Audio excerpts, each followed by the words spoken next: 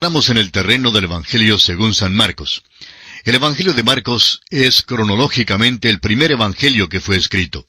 Fue realmente uno de los primeros libros escritos en el Nuevo Testamento, no el primero, sino uno de los primeros. Probablemente fue escrito en Roma antes del año 63 después de Jesucristo. Este hombre Marcos fue uno de los escritores del Nuevo Testamento que no era uno de los apóstoles. Ahora, Mateo fue apóstol y, por supuesto, Juan lo fue también. Lucas era un amigo íntimo del apóstol Pablo. Juan Marcos fue quien salió con el apóstol Pablo en su primer viaje misionero. Juan era su nombre judío, mientras que Marcos era su sobrenombre en latín.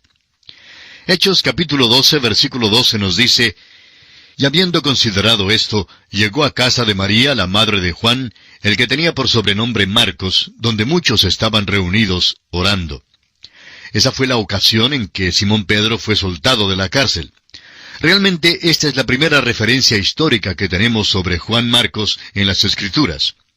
Evidentemente su madre era rica y una cristiana destacada en la iglesia de Jerusalén. Y al parecer la iglesia se reunía en su casa. Juan Marcos era sobrino de Bernabé.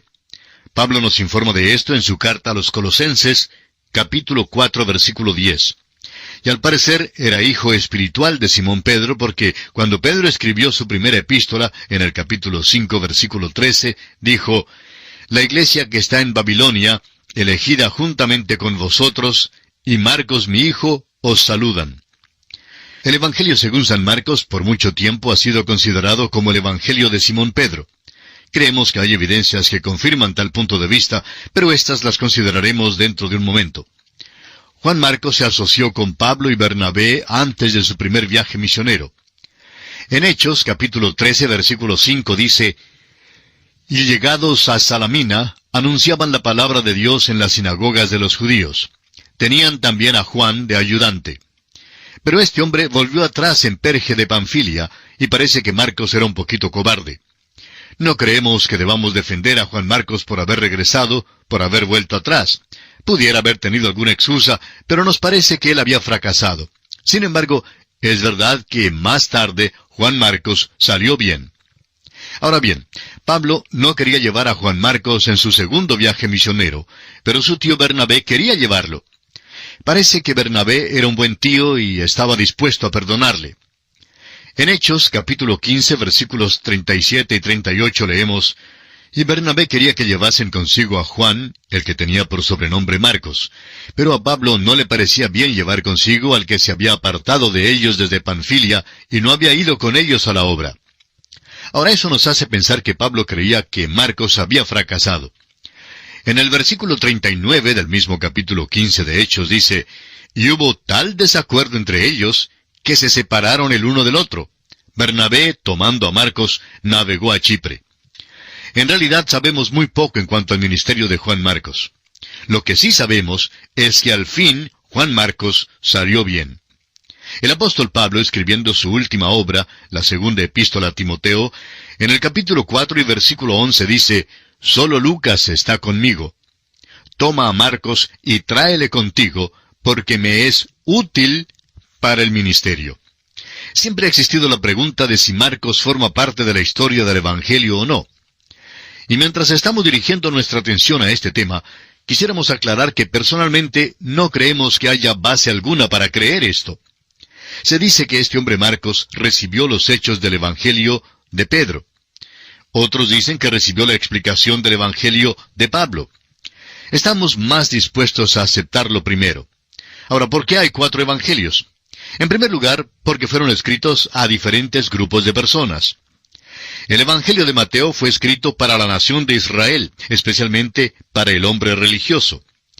El Evangelio según Marcos fue escrito específicamente para el hombre romano, y era especialmente apropiado para el tiempo romano. Fue escrito para el hombre poderoso. Los romanos fueron los que gobernaron al mundo durante un milenio. Y el Evangelio de Marcos fue escrito para tales personas. Los romanos habían sojuzgado al mundo y realmente habían traído la paz, la justicia, las buenas carreteras, la ley, el orden y la protección. Pero era una paz forzada. El pie de hierro de Roma pisaba al género humano y tuvo que pagar el precio. Roma era una dictadura poderosa.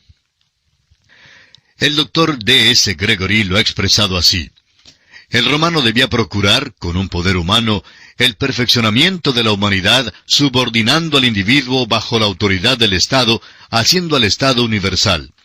Para ello debía tomar la forma de ley que era controlada por principios políticos, de los cuales un aprecio por la ley y la justicia era muy conspicuo. Robert D. Culver, en su libro sobre las profecías de Daniel, dice que el Imperio Romano le dio al mundo el tipo de paz que la Liga de las Naciones y ahora las Naciones Unidas tratan de darle al mundo. Este tipo de paz ya había sido probado por los romanos, y era una paz incitada por el mundo, forzada sobre el mundo, y guardada en las manos de un hombre muy poderoso.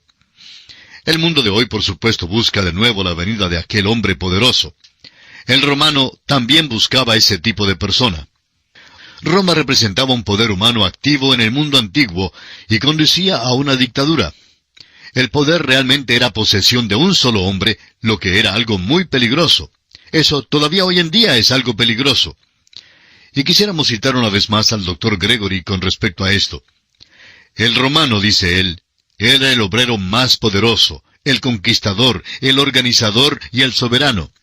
El hombre que era el César podía regir el cetro del imperio universal. El César y el cesarismo constituían el último resultado inevitable del desarrollo romano.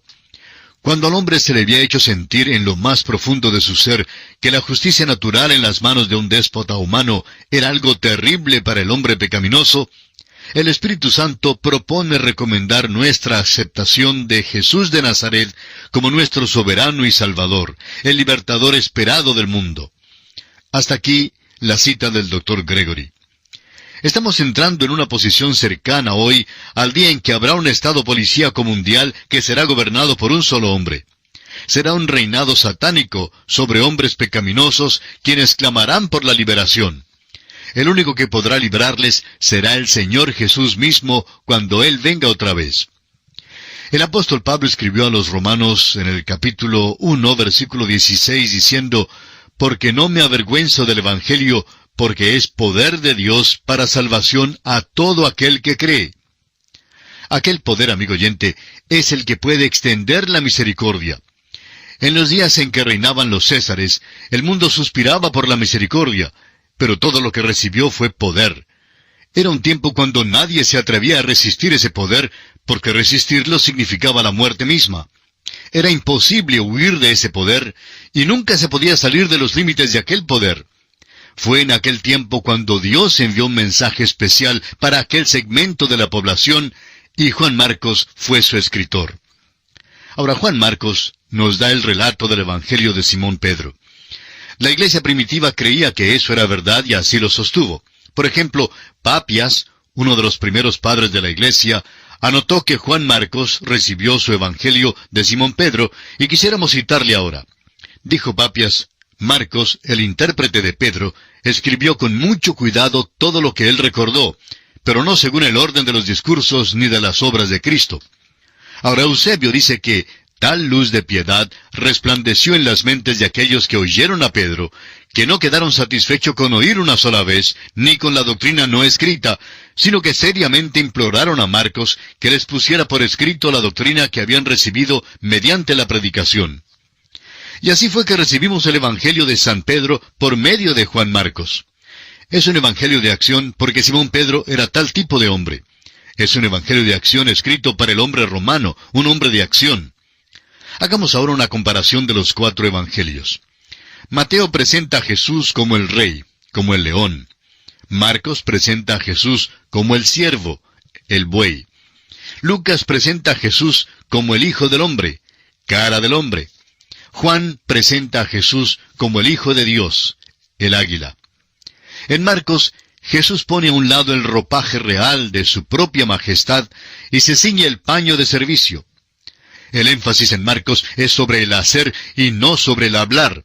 Los milagros predominan en este evangelio. Los 4 evangelios también pueden ser comparados considerándolos como diarios metropolitanos. Mateo lleva los avisos y los anuncios. «He aquí, el reino de los cielos se ha acercado». Ahora Lucas lleva las ediciones extras, los cánticos de la Natividad, las parábolas del buen samaritano y del hijo pródigo. Juan, por su parte, escribe los editoriales, acerca del discurso sobre el pan de vida, la luz del mundo y el discurso en el aposento alto. Marcos lleva los titulares excitantes, Jesús vino, Jesús solo, y ha resucitado. El versículo clave de este Evangelio de San Marcos lo encontramos en el capítulo 10, versículo 45. Allí dice, porque el Hijo del Hombre no vino para ser servido, sino para servir y para dar su vida en rescate por muchos. Veamos ahora las características del Evangelio de San Marcos. Primero, Jesús vino. Marcos arraiga esta frase en la profecía de Isaías y en la proclama de Juan el Bautista. Jesús es presentado como el siervo de Jehová. Esto da cumplimiento a la profecía de Isaías, capítulo 42, versículos 1 y 2, donde dice, He aquí mi siervo, yo le sostendré, mi escogido, en quien mi alma tiene contentamiento. He puesto sobre él mi espíritu, él traerá justicia a las naciones. No gritará ni alzará su voz, ni la hará oír en las calles. Bernard, en las conferencias de Bampton en 1864, dijo en cuanto al Evangelio de Marcos, lo dicho por San Pedro a Cornelio ha sido considerado como un lema apropiado para este Evangelio. Dios ungió con el Espíritu Santo y con poder a Jesús de Nazaret, quien anduvo haciendo bien y sanando a todos los oprimidos por el diablo. Cristo anduvo haciendo bien. Cuán desconcertante es que nosotros nos quedamos tan satisfechos con simplemente andar. Leemos muchísimo hoy en día en cuanto a las protestas y las marchas. Oímos hablar de los bienhechores, tanto políticos como predicadores. Todos hablan en cuanto a hacer el bien, pero no lo hacen.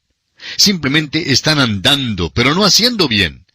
El Señor Jesús vino en toda la gracia de su humanidad y en la plenitud de su deidad, haciendo el bien.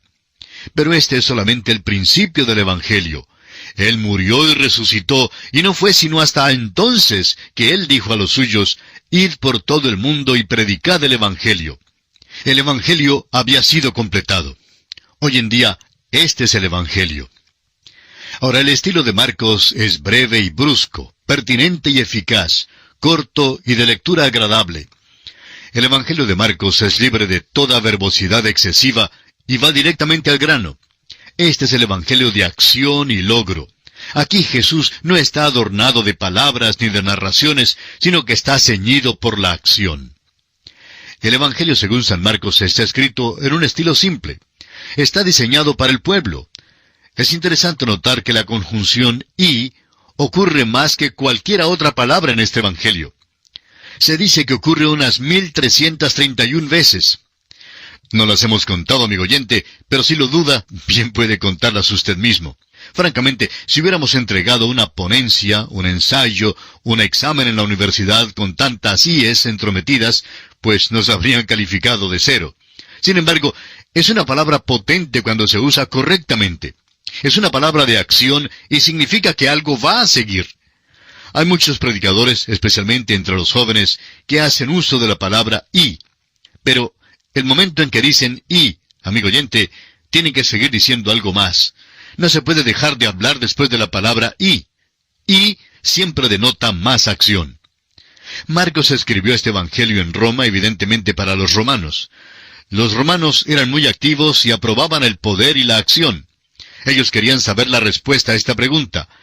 ¿Es poderoso Jesús para hacer el trabajo? Este Evangelio es lo suficientemente breve como para que un hombre que esté muy ocupado lo pueda leer. Se cita pocas escrituras del Antiguo Testamento y se explica las costumbres judías, lo cual da prueba adicional de que fue escrito para extranjeros. Mateo nos da una genealogía porque un rey tiene que tener una genealogía. Ahora Marcos no nos da una genealogía porque un siervo no la necesita. Un siervo tiene que hacer el trabajo. Y vamos a ver esto en este Evangelio porque Jesús es presentado aquí de esa manera. Veamos ahora un breve bosquejo de este Evangelio según San Marcos. Encontramos aquí las credenciales de Cristo. Primero, Juan presenta al siervo. Esto se encuentra en el capítulo 1, versículos 1 al 8. En segundo lugar, Dios el Padre identifica al siervo. Marcos 1, del versículo 9 al 11. En tercer lugar, la tentación inicia al siervo. Capítulo 1, versículos 12 y 13. En cuarto lugar, palabras y obras ilustran al siervo. Marcos 1, versículo 14, hasta el capítulo 13, versículo 37. Y esto se divide en dos secciones. Primero, ilustran al siervo por medio de milagros. Milagros de sanidad física, milagros sobre la naturaleza, o sea, naturales. Milagros sobre demonios, o sea, espirituales. Y la resurrección de entre los muertos, o sea, lo sobrenatural. También estas palabras y estas obras ilustran al siervo por medio de parábolas y enseñanzas. Primero, parábolas. Segundo, por enseñanzas misceláneas. Y tercero, por incidentes. Y en quinto lugar, encontramos que la muerte, la sepultura y la resurrección garantizan al siervo, y esto lo encontramos en el capítulo 14, versículo 1, hasta el capítulo 16, versículo 20. Todo esto, amigo oyente, había de introducción. Y ahora vamos a entrar en el estudio del capítulo 1 de San Marcos. En este capítulo, Juan anuncia y bautiza a Jesús. Jesús es aprobado por el Padre, es tentado por Satanás. Principia su ministerio en Galilea. Llama a 4 discípulos. Echa fuera los demonios. Sana a la suegra de Pedro. Ora y sana a un leproso. Probablemente hay más contenido en este capítulo de Marcos que lo que hay en cualquier otro capítulo en toda la Biblia. Compárele, por ejemplo, con Génesis capítulo 1. Abarca este capítulo el ministerio de Juan el Bautista después de volver nuestra atención al Antiguo Testamento, a las profecías de Isaías y de Malaquías. Incluye el primer año del ministerio de Jesús, luego siguiéndole paso a paso en sus actividades de un sábado muy ocupado. Concluye el capítulo con la obra poderosa de Cristo al sanar al leproso. Aquí veremos que a pesar de la atención de su vida activa, Jesús siempre apartó tiempo para la oración. Este capítulo tan lleno de contenido se hace notable por la ausencia de una genealogía, la cual es un aspecto tan sobresaliente en el Evangelio según San Mateo. Ya hemos declarado por qué no se halla la genealogía de Jesús en San Marcos. Un rey necesita una genealogía, pero un siervo necesita referencias y no una partida de nacimiento. Para el siervo no es cuestión de sus antepasados, sino de sus acciones. ¿Es capaz o no de hacer el trabajo? El siervo de Jehová se señala aquí por sus logros. Además de esto, a los romanos y a los otros pueblos gentiles no les importaría la genealogía de Jesús, la que databa desde Abraham. Al comenzar el estudio del texto de este Evangelio, vamos a pedirle a Dios que nos ponga en una relación vital con Jesús. Vamos a contemplar al Señor Jesucristo. El doctor A. J. Gordon escribió: «La mirada salva, pero la contemplación santifica». Consideremos ahora las profecías con respecto a la vida de Juan el Bautista. Leamos los primeros 3 versículos de este capítulo 1 de San Marcos. Principio del Evangelio de Jesucristo, Hijo de Dios. Como está escrito en Isaías el profeta: «He aquí yo envío mi mensajero delante de tu faz, el cual preparará tu camino delante de ti.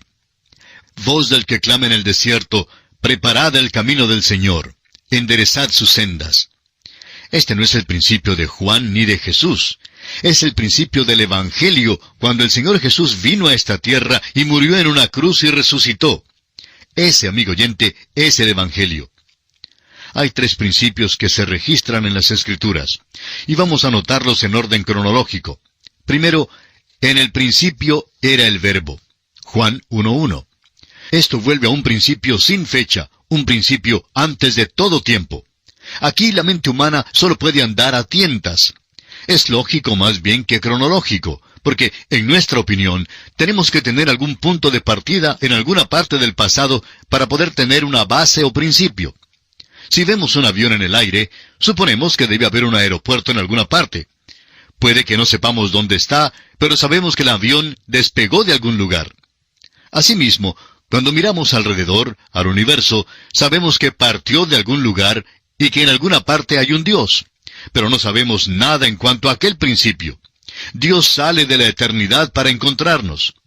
Nosotros simplemente pensamos en alguna parte donde Él puede encontrarse lo más lejos en el pasado que podamos recordar, y tenemos que admitir que Él ya existía aún antes de eso.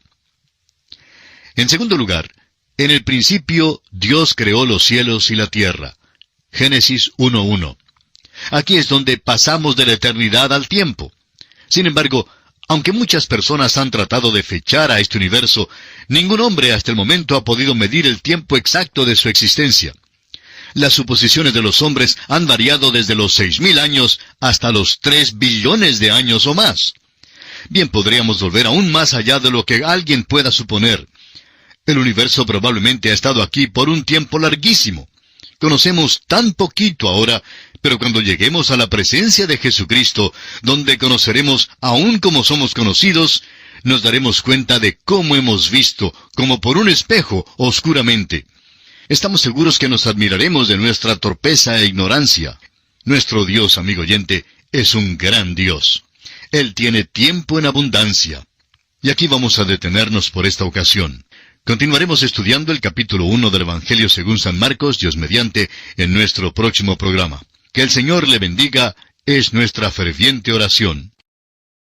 En nuestro programa anterior comenzamos nuestro estudio del primer capítulo del Evangelio según San Marcos. Y estábamos considerando los 3 principios que se registran en las Escrituras. Dijimos que el primero era, en el principio era el Verbo, registrado en el primer capítulo del Evangelio según San Juan, versículo 1.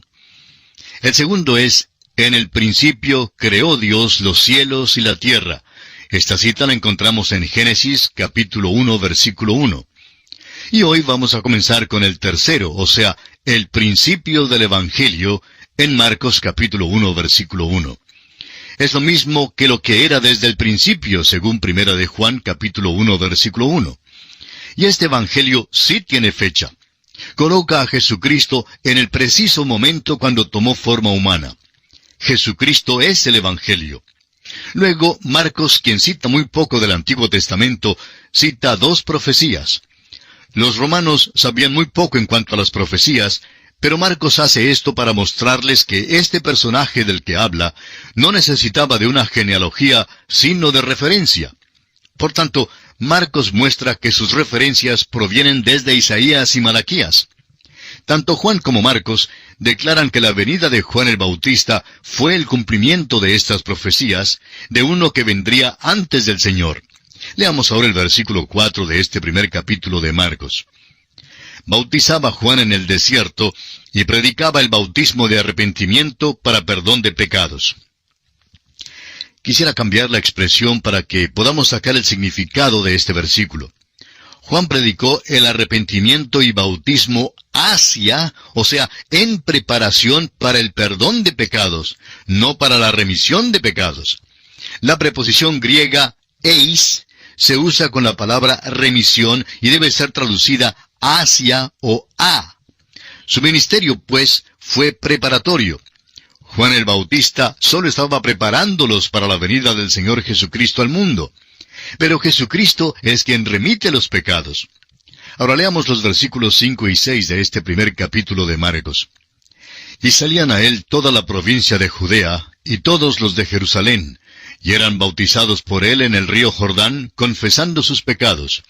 Y Juan estaba vestido de pelo de camello, y tenía un cinto de cuero alrededor de sus lomos, y comía langostas y miel silvestre. Juan el Bautista era un hombre extraordinario, no tan solo por su mensaje, sino también por su modo de vestir y por su régimen alimenticio. Este hombre había sido separado específicamente para este ministerio. Era de la orden de los sacerdotes, un levita, aquellos que ministraban en el templo en Jerusalén. Pero Dios le había llamado para ser un profeta, y así estaba en el desierto donde el pueblo salía a escucharle. Hoy en día nos gusta edificar las iglesias en sitios donde el pueblo vive, o donde le es fácil congregarse. Creemos que las iglesias deben ser accesibles. Juan nunca puso en práctica tales teorías. Permanecía apartado en el desierto, y las multitudes salían a donde él estaba. Ahora el versículo 7 dice, y predicaba diciendo, viene tras mí el que es más poderoso que yo, a quien no soy digno de desatar encorvado la correa de su calzado. Esto revela algo de lo notable que era este hombre. Supo conmover a las multitudes. Era un hombre raro y fuerte, una voz solitaria en el desierto. Pero fijémonos en su humildad. Juan el Bautista era un hombre humilde. Oigamos algo más de este hombre de Dios en el versículo 8. Yo a la verdad os he bautizado con agua, pero Él os bautizará con Espíritu Santo. Esta es la gran distinción que había entre Juan y Jesús. El verdadero bautismo es el bautismo con el Espíritu Santo. El bautismo ritual es con agua. El bautismo con agua es muy importante hoy en día porque es un testimonio público. En el Evangelio de Mateo aprendimos que Jesús realmente fue bautizado para identificarse públicamente con los hombres. Sigamos adelante ahora con el versículo 9 de Marcos capítulo 1. Aconteció en aquellos días que Jesús vino de Nazaret de Galilea y fue bautizado por Juan en el Jordán. Note usted el encabezamiento de Marcos. Dice, Jesús vino. ¡Qué emoción! Algún día Jesús vendrá de nuevo. Ese es otro encabezamiento maravilloso. Pero aquí el Señor Jesús vino de la obscuridad y el anonimato de unos 30 años de una preparación modesta en el pequeño pueblo de Nazaret. Viene ahora y se identifica con el género humano en su bautismo.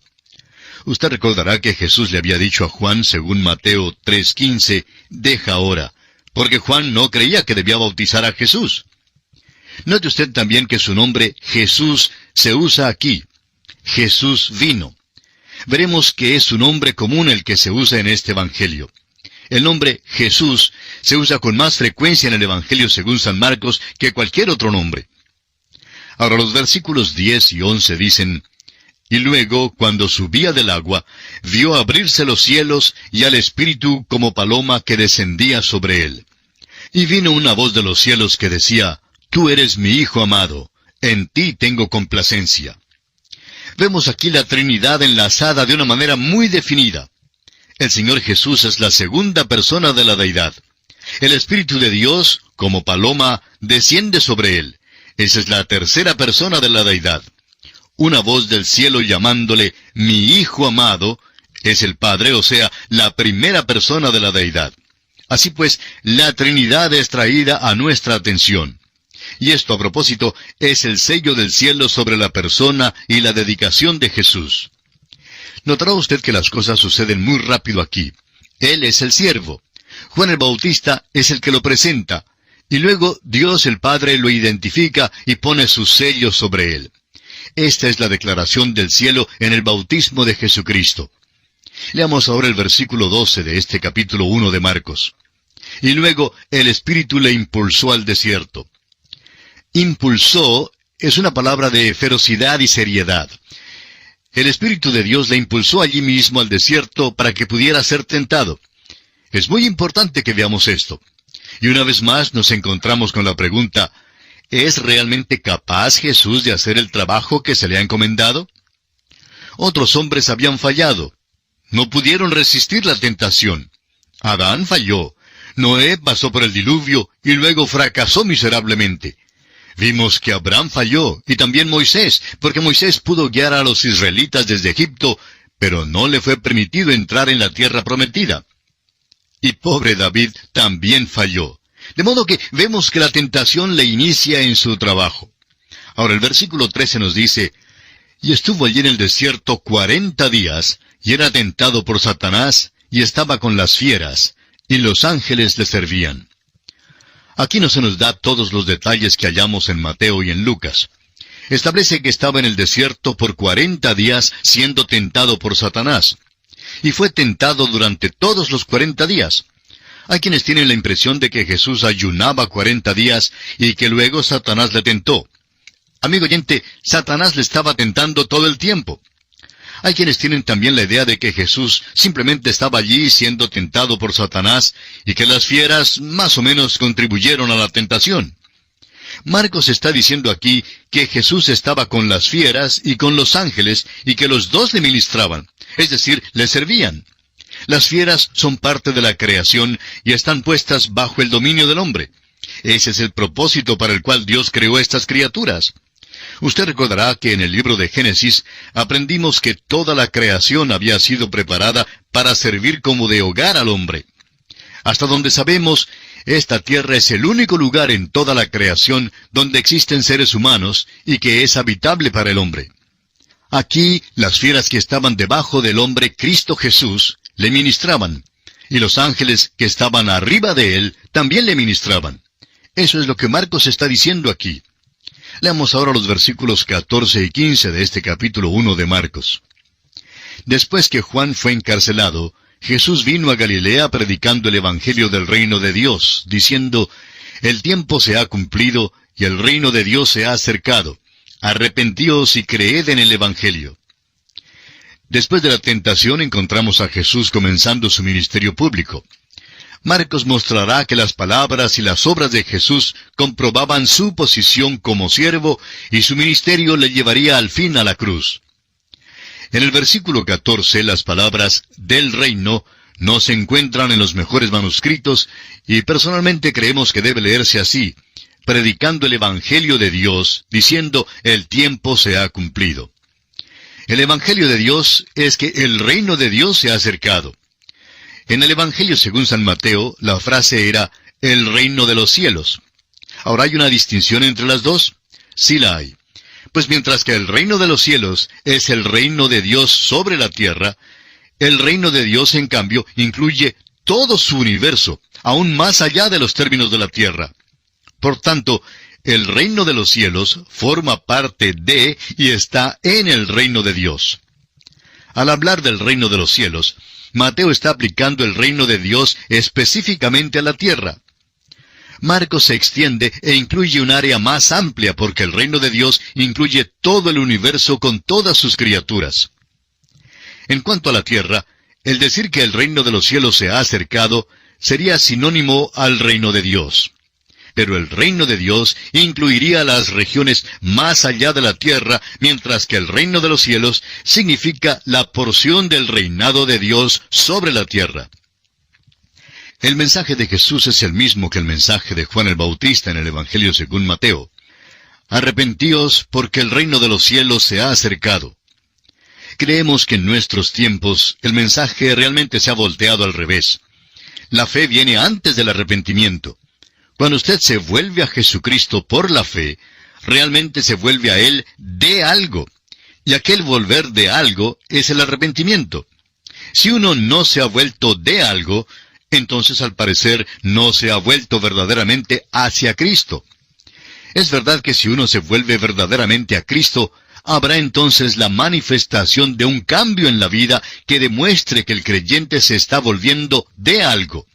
Por tanto, no hay ninguna contradicción. Lo importante hoy en día es que los hombres y las mujeres crean al Evangelio. Pero si es verdadera esta fe, incluirá el arrepentimiento. Ahora consideremos otro aspecto y es el llamamiento de Jesús a 4 discípulos. Estamos viendo aquí una acción veloz, pero recuerde que este Evangelio fue escrito para los romanos, quienes eran hombres de acción. Eran hombres poderosos y gobernaban al mundo. Mateo se dirige al hombre religioso, mientras que Marcos se dirige al hombre poderoso. Lucas se dirige al pensador, y el Evangelio de Juan está dirigido al hombre que necesita de la salvación. Leamos ahora los versículos 16 al 20 de Marcos capítulo 1.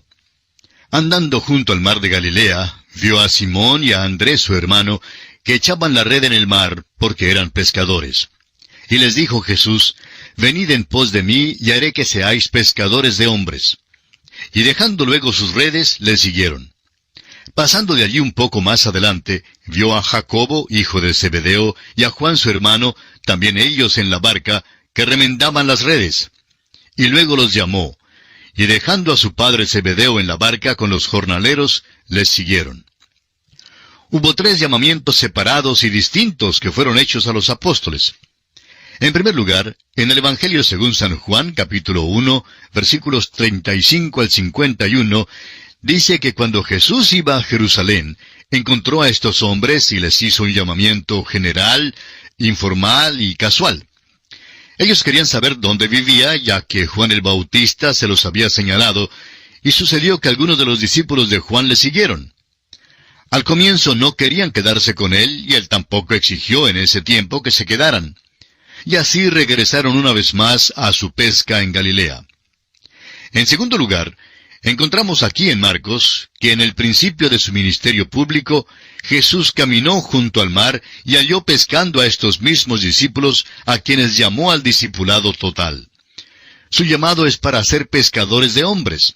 Sin embargo, encontramos en el Evangelio según San Lucas, capítulo 5, versículos 1 al 11, que de nuevo volvieron a su pesca.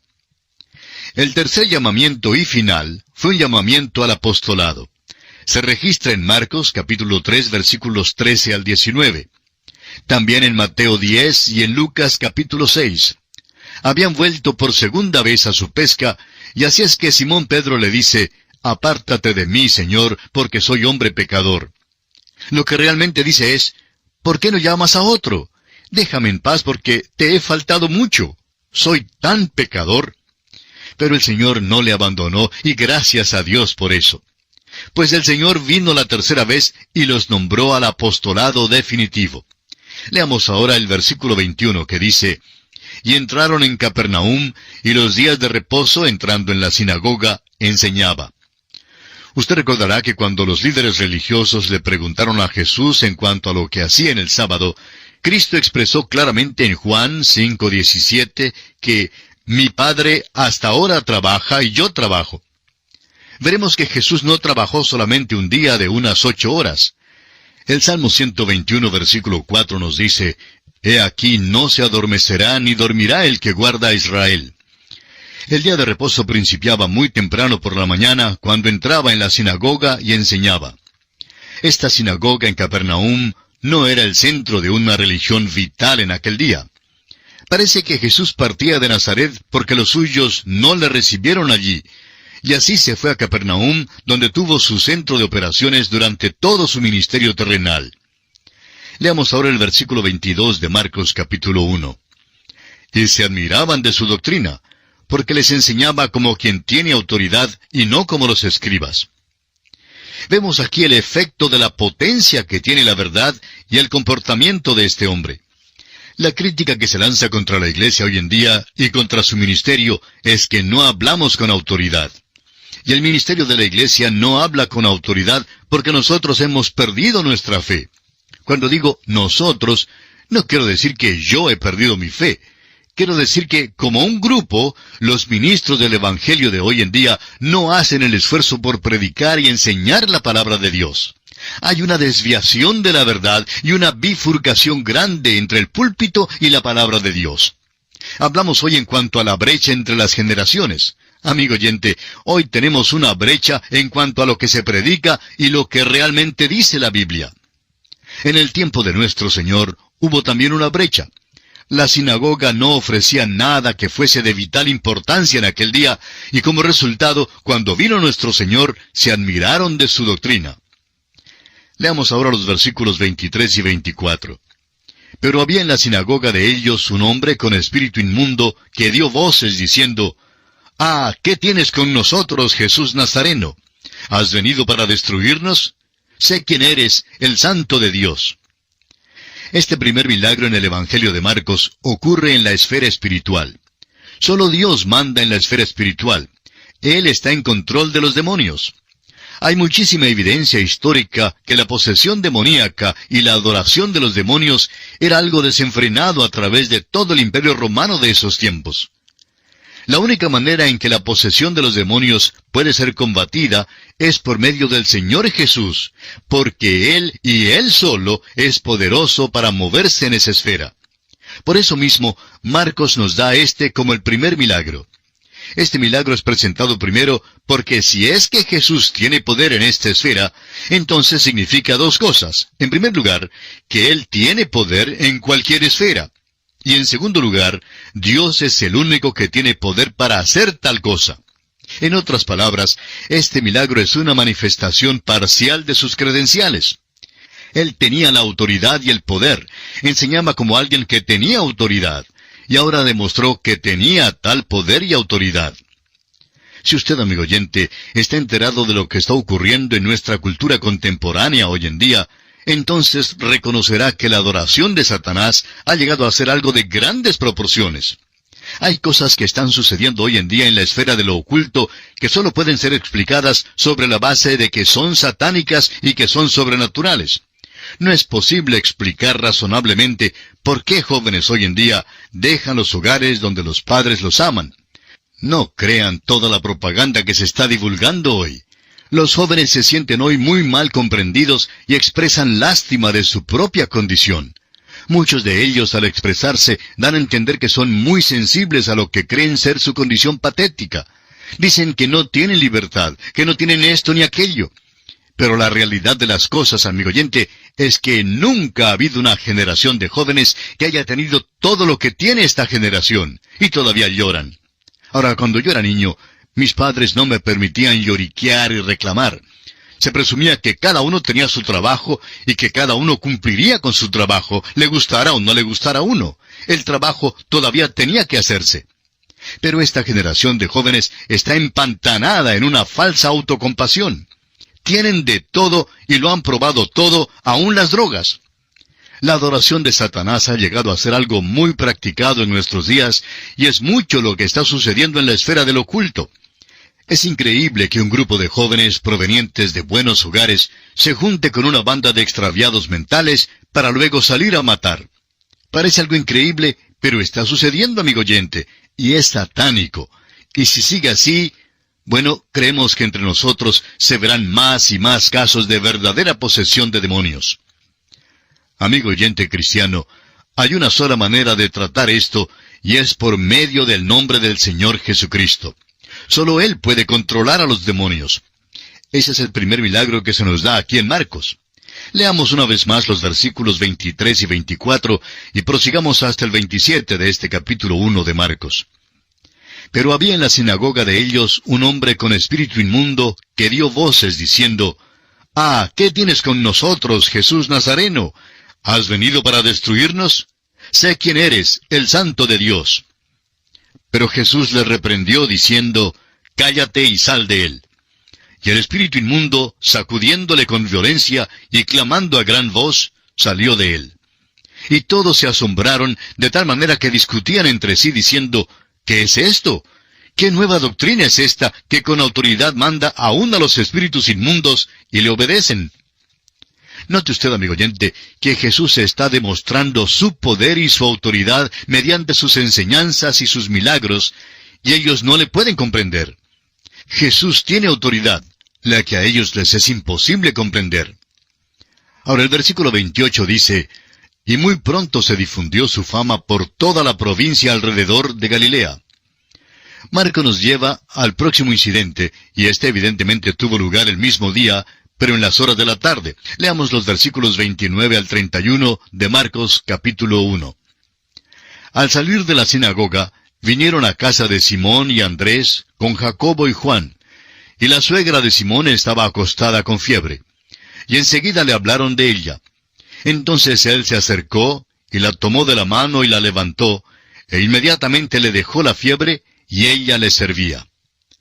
Tenemos aquí otro milagro que Jesús hizo aquel mismo día. Luego le seguimos al anochecer de ese mismo día, y los versículos 32 al 34 de Marcos 1 nos dicen, «Cuando llegó la noche, luego que el sol se puso, le trajeron todos los que tenían enfermedades y a los endemoniados, y toda la ciudad se agolpó a la puerta.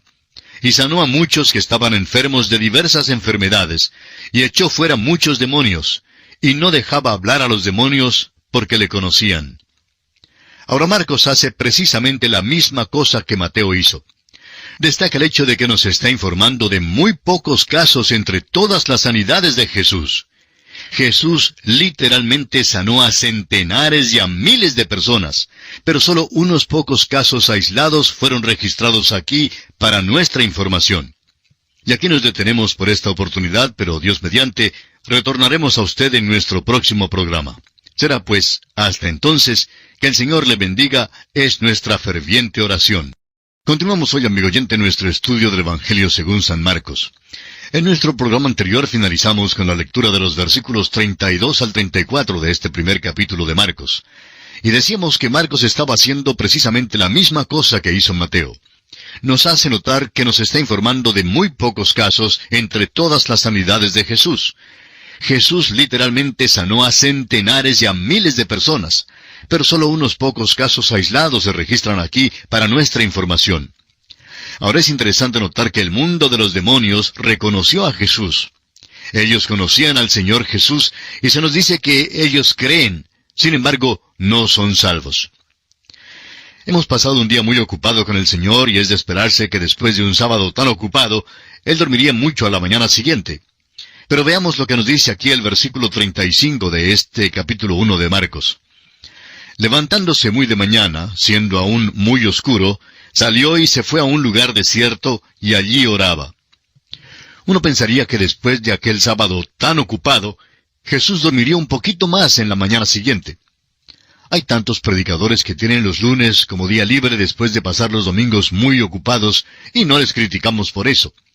Pero vemos aquí a Jesús, después de un día ocupadísimo, levantándose temprano para ir a un lugar solitario para orar. ¿Qué lección es esta para nosotros? Leamos ahora los versículos 36 al 39 de Marcos capítulo 1. Y le buscó Simón y los que con él estaban, y hallándole le dijeron, «Todos te buscan». Él les dijo, «Vamos a los lugares vecinos, para que predique también allí, porque para esto he venido». Y predicaba en las sinagogas de ellos en toda Galilea, y echaba fuera los demonios. Este, amigo oyente, es el principio del Evangelio, porque por medio de su enseñanza, Jesús está preparando a estas personas para lo que es la salvación, es decir, su muerte y su resurrección. Sus enseñanzas por sí solas no le salvarán a usted, amigo oyente, pues es solamente su obra en la cruz la que nos salva. Veremos que Jesús llevará a cabo toda su obra relacionada con la salvación en sus 3 años de ministerio público. Una vez más notemos que había una gran manifestación de poder de los demonios en este tiempo, y veremos que en la Biblia se destacan 3 períodos como este. Uno ocurrió durante el tiempo de Moisés, otro durante el tiempo de Elías, y el tercero fue este que ocurrió durante el tiempo de nuestro Señor, cuando estaba acá en la tierra. Llegamos ahora al último milagro del capítulo 1. Todos estos han sido casos difíciles y todos han sido diferentes. En este último caso se trata de la lepra. Esta enfermedad no era incurable, como veremos en el libro de Levítico, pero era una enfermedad que generalmente era fatal. Sin embargo, no era necesariamente incurable. Leamos los versículos 40 y 41. Vino a él un leproso, rogándole, e hincada la rodilla le dijo, «Si quieres, puedes limpiarme». Y Jesús, teniendo misericordia de él, extendió la mano y le tocó, y le dijo, «Quiero, sé limpio». Este milagro tiene un aspecto psicológico muy grande. No se toca a un leproso. A este hombre no lo habían tocado por muchos años. Tampoco él había tocado a otra persona. Nos imaginamos que los miembros de su familia le traían la comida y la bebida, la dejaban, y por fin, después que ellos se iban, era cuando él salía para comerla. Probablemente él podría haberles hecho señas, pero nunca pudo acercárseles, ni abrazarlos, ni tocarles. Pero ahora vemos que el Señor Jesús toca a este hombre. Es más, lo limpia. Leamos ahora los versículos 42 al 44 de este primer capítulo de Marcos. Y así que él hubo hablado, al instante la lepra se fue de aquél y quedó limpio. Entonces le encargó rigurosamente y le despidió luego. Y le dijo, «Mira, no digas a nadie nada, sino ve, muéstrate al sacerdote, y ofrece por tu purificación lo que Moisés mandó para testimonio a ellos». La limpieza del leproso tenía que seguir cierto rito mosaico, y nuestro Señor nunca violó la ley mosaica. Veamos el versículo 45. Pero oído él, comenzó a publicarlo mucho y a divulgar el hecho, de manera que ya Jesús no podía entrar abiertamente en la ciudad, sino que se quedaba fuera en los lugares desiertos, y venían a él de todas partes. Este hombre, en lugar de callarse en cuanto a su curación, salió y la publicó. Cuando usted quiere que todo el mundo sepa algo, lo publica, lo anuncia en el diario o en la radio. Bueno, eso es lo que hizo este hombre. Divulgar lleva el sentido de prenderle fuego a algo como por ejemplo a un bosque. Amigo oyente, si usted tiene dificultades en que sus vecinos le escuchen, simplemente préndale fuego a su casa. Le aseguramos que todo el vecindario llegará. Bueno, eso es en cierto sentido exactamente lo que sucedió aquí. El Dr. J. Vernon McGee, autor de estos estudios bíblicos, relata el siguiente incidente. Decía él que en cierta ocasión estaba teniendo servicios especiales en una iglesia bautista, y en una conversación le dijo casualmente al predicador, «Si quiere que vengan muchos esta semana, préndale fuego a la iglesia». ¿Y sabe usted lo que pasó?, decía él. Mientras estaba predicando un domingo en la noche, Un hombre se levantó y miró hacia el departamento de la escuela dominical y volvió y me empujó a un lado y anunció: «Hermanos, hay un incendio acá en la iglesia». Advirtió a todos los presentes a salir en fila en orden, y a esa hora comenzaron a escuchar las sirenas de los bomberos. Agregaba el Dr. McGee que hubo una buena asistencia toda aquella semana. El anuncio de los servicios especiales había estado en las páginas de atrás del diario, pero el diario de lunes en su portada informó que había habido un incendio en la primera iglesia bautista, pero que los servicios siempre se celebrarían. Por tanto, fueron muchos los que asistieron durante toda la semana. Por eso, decía el Dr. McGee, recomiendo a cada predicador que piensa tener servicios especiales que le prenda fuego a la iglesia. Por supuesto que lo que decimos en cuanto a esto es en sentido del fuego espiritual, que es el que realmente necesitan nuestras iglesias. Esta es pues una buena manera de conseguir una buena asistencia. Eso es lo que hizo este individuo al ser sanado. Sin embargo, desobedeció al Señor.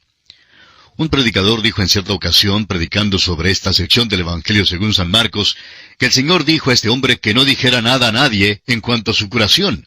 Sin embargo, Él la divulgó a todos.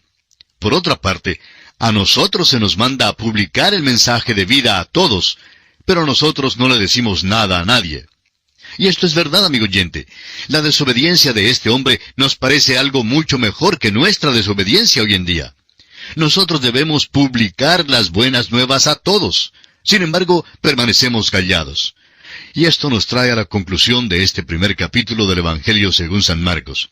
Hemos visto que nuestro Señor estuvo verdaderamente ocupado.